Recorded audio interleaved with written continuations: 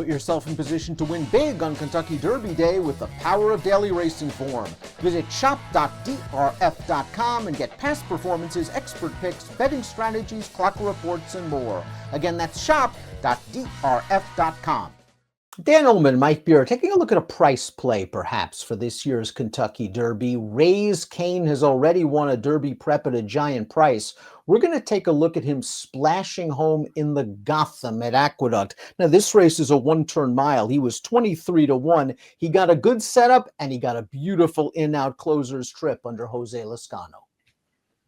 Yeah, this couldn't have worked out any better for Cain. And here he's a big price. He sat at the back as this pace got pretty heated up front, Dan, and you saw the clean run that he got there under Jose Lezcano. The seas just parted for him in upper stretch. To his credit, he ran on through there, and he is moving away from this field at the end. This is obviously a pretty nice performance, but he certainly had some things go his way there.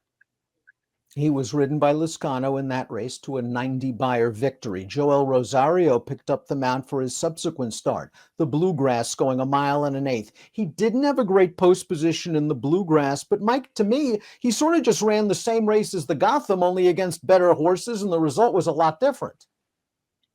Yeah, that's probably a pretty key takeaway from his Bluegrass. I mean, listen, I don't feel like you're supposed to be, too hard on him for the Bluegrass, because it felt like the outside draw really did compromise him a little bit. They just took him back to make sure that they could try to get over to save some ground into that first turn. So he just gave away a lot of position in there. And then he had to come wide around the final turn. And he tried. He raced on actually pretty well, I thought, in that spot. And he actually almost got third and fourth in that race. So it's not like it was a terrible performance. But as you've already pointed out, he got the perfect trip in the Gotham and ran a 90.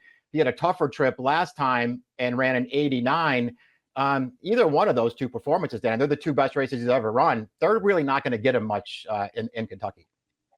So Lezcano is injured. Rosario commits to disarm. The great veteran Javier Castellano will take the mount on Cain in the Kentucky Derby. He's by Violence. The dam is a half to a Grade 1 winner, a Breeders' Cup winner. Unrivaled Bell won the Breeders' Cup Distaff. Second dam, multiple Grade 2 stakes winner. There's pedigree here for Cain. We talked about his Gotham. We talked about his Bluegrass. Let's go back to some of his other races and try to peel the orange. The race before on synthetic, I'm not that interested in. We saw him run okay in dirt races, stakes at the fairgrounds at Keeneland. Is he just a different horse now? Because to me, he has to build off the Gotham, and that race could be dressed up by a perfect trip going one turn over a wet track. Yeah, well, he is, certainly going to have to improve as they make their way to the Kentucky Derby. And there's just no doubt about that. I think the way to look at a horse like him, who just feels like he's got to be some kind of huge price on the first Saturday in May, is his last two races are the best he's ever run. You can give him a little bit of an excuse for the most recent one, which probably only helps his price a little bit. And then that most recent race before those two on dirt that you're talking about, the Gun Runner at Fairgrounds. What chance did he really have there? That was a really slow pace. The winner just dictated terms on the front end, and this horse was trying to make up ground without any kind of a setup. He actually did pretty well, I thought, just to get up for second that day.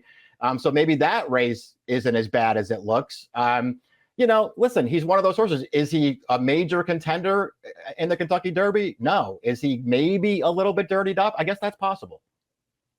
Ben Colebrook trains. It'll be interesting to see the running style that Castellano employs with Cain. Earlier in his career, he showed the ability to stay close to the pace. In his last two starts, perhaps out of necessity because of post position and pace, he's come from farther out of it. Do you think he's sort of become this one-run closer now? The connections have kind of fallen in love with those tactics, or do you think he is more versatile?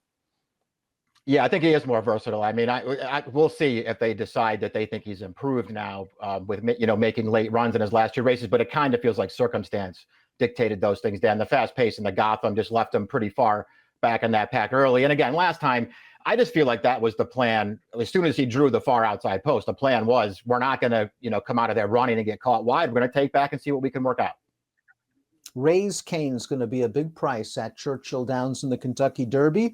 Good news for Cain's fans is that he proved able to pull off upsets in races like the Grade 3 Gotham, where he paid $48, and he still has a little bit of upside for some good connections.